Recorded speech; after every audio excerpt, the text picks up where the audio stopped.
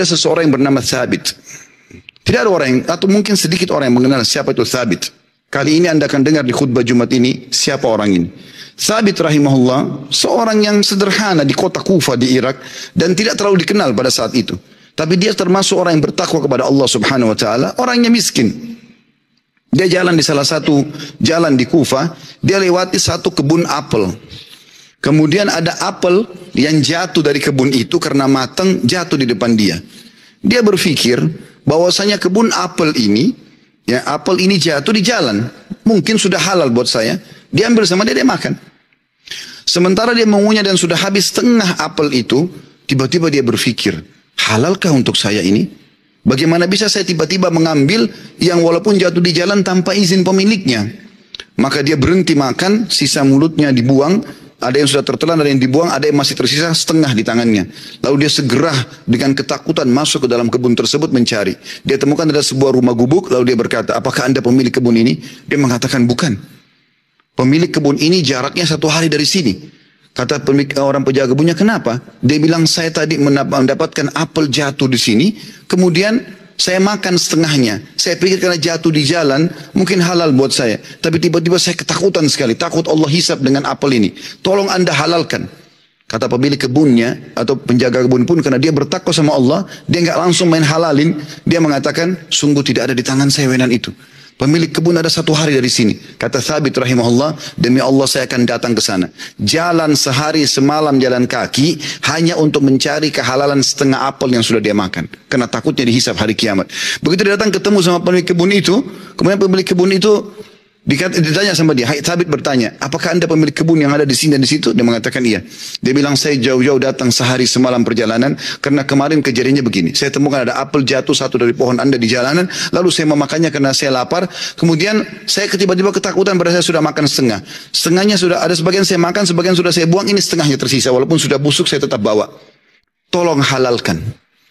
Orang tersebut melihat halal gitu. Lalu kemudian dia mengatakan, pemilik kebunnya mengatakan, apakah kau jauh-jauh datang untuk itu? Dia bilang iya. Kata pemilik kebunnya, saya akan halalkan sama kamu tapi dengan satu syarat.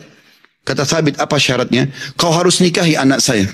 Kata pemilik kebun itu, kau harus nikahi anak perempuan saya. Tapi kau perlu tahu sebelum kau nikahi, anak saya itu tuli, nggak bisa mendengar, bisu nggak bisa ngomong, buta nggak bisa melihat, dan lumpuh nggak bisa bergerak. Kata Thabit rahimahullah, dalam kisah ini saya pun berpikir pada saat itu, kalau memang untuk menghalalkan setengah apel yang saya makan dan saya lepas hisab hari kiamat dengan cara menikahi wanita yang buta, tuli, ya, bisu, juga lumpuh ini, maka saya akan melakukannya. Maka kata Thabit rahimahullah, orang itu tidak tunggu waktu, dia langsung panggil 2 orang saksi, dia minta, ya, dia mengatakan, saya nikahkan kau sama anak perempuan saya Fulana binti Fulana, lalu menikahlah dia. Kata Thabit, lalu saya disuruh masuk ke ruangan untuk bertemu dengan istri saya. Terjadi sesuatu yang unik, begitu saya masuk ke dalam kamar tersebut, kamar itu sangat indah dan bersih. Lalu saya mengatakan, Assalamualaikum warahmatullahi wabarakatuh. Saya kaget, istri saya menjawab salam. Bukankah tadi dikatakan dia bisu? Kemudian saya mendekati dia, kemudian saya mengulurkan tangan saya, dia mengulurkan tangannya untuk menjamah tangan saya. Bukankah tadi ayahnya mengatakan dia adalah orang yang lumpuh?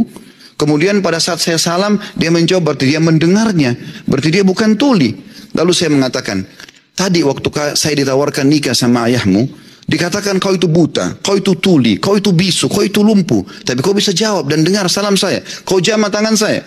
Bagaimana penjelasannya? Kata perempuan tersebut, benar perkataan ayah saya. Mata saya memang buta karena selama ini saya belum pernah melihat sesuatu yang haram. Saya buta dari yang haram. Telinga saya tuli dari sesuatu yang haram. Karena sampai detik ini belum pernah telinga saya dengar yang haram. Lisan saya bisu dari sesuatu yang haram. Karena tidak pernah saya ucapkan kecuali yang halal atau yang boleh saja. Dan tubuh saya tidak pernah tersentuh kecuali yang halal. Dan ayahku memilihmu sebagai suamiku karena kau telah takut kepada Allah dan meninggalkan yang haram.